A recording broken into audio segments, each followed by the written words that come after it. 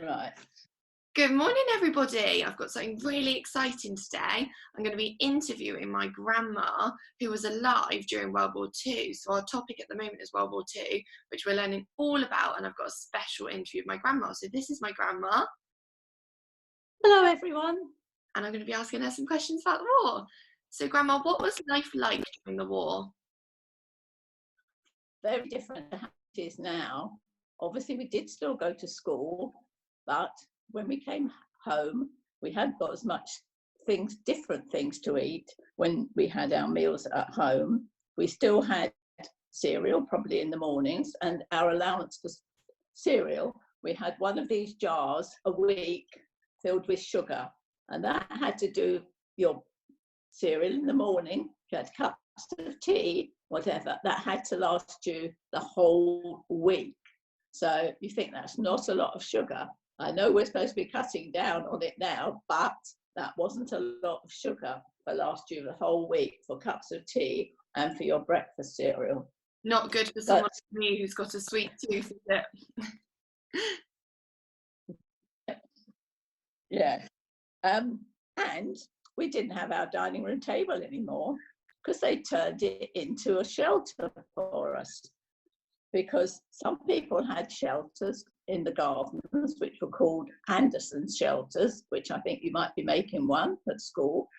They were a big, big hole dug in the garden, very, very deep, with like corrugated stuff on the top of it, and then filled all round with earth, and they dug it out and they made like little beds. People put their little beds or bunks in there so they could actually sleep in there overnight. But we had one indoors. It's like a big metal box, but it didn't have any sides to it, so you could get in and out, or perhaps it only had 3 sides, and you could get in and out of it, and it had this metal top. So I had 3 sisters, and we all used to sleep in there every night with our parents. We were a bit smaller then, so we all managed to fit in. Bit of a squeeze, but in the winter time, it was nice and cozy. And then during the daytime, we ate our meals off this metal table during the day. But meals were a bit different. You just had to have what you could get. There were no oranges, no bananas, nothing like that at all. We just had to have, eventually, when we did get some after the war, it was such a treat to have an orange. And I think that's why when we were young, there was always a small orange in your stocking at Christmas, because they were such a treat after the war.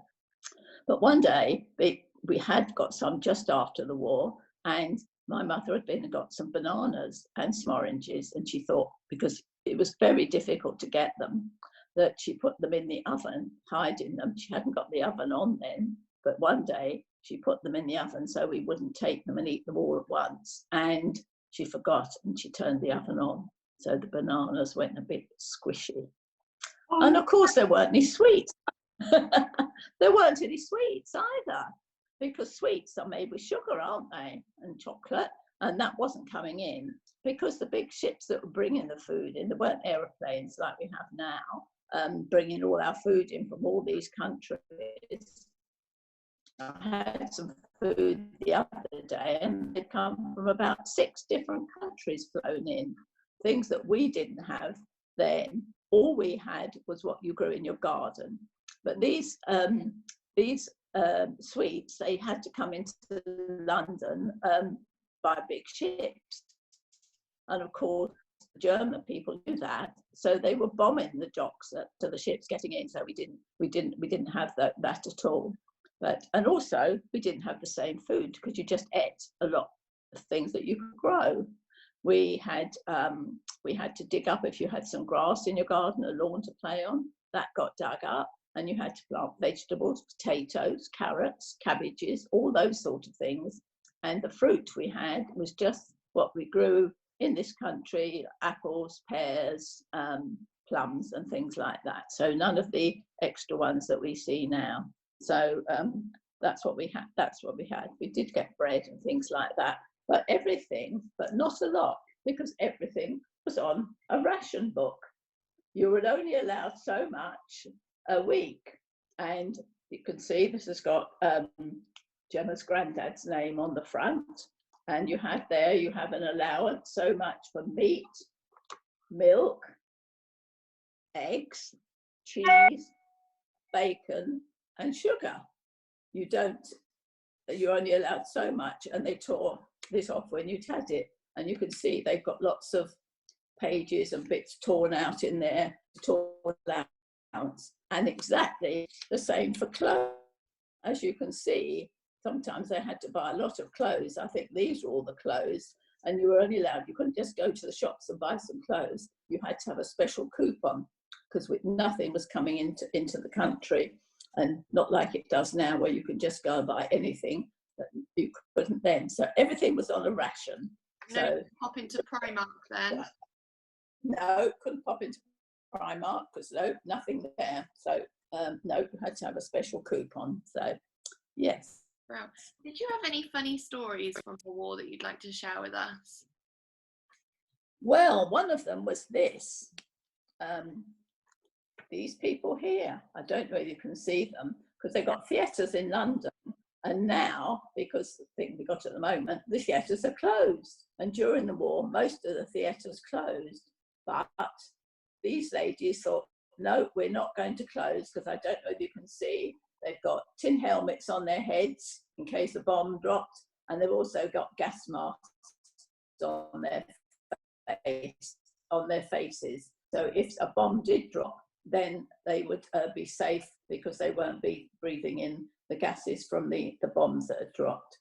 Also, Gemma's granddad's mother, they had planes that came over called doodlebugs, and these planes had, the engines, you know, if you go in a plane, then they keep moving. It's like a car with an engine.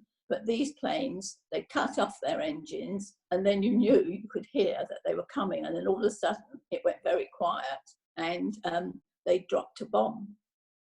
And one day, they dropped this bomb in Gemma's grandparents' house, and it came and it flew through the back window upstairs in the back bedroom. It broke the glass, came through the bedroom, nobody was in it, thank goodness, through the wardrobe, and that's just where Granddad's mother had all her clothes. So this bomb went through and made a hole in all her clothes that were hanging in the wardrobe, and because they were so heavy and so strong, went through the wall and through the other bedroom at the front and out of the front window, and then carried on from there. So it didn't explode, luckily, in their house, but it did make rather a mess of her clothes. So, and of course, it was very hard to get more clothes. So yeah, what a nightmare. Yes, not the best, no. At all. What sort of jobs did they do during the war? What were people doing?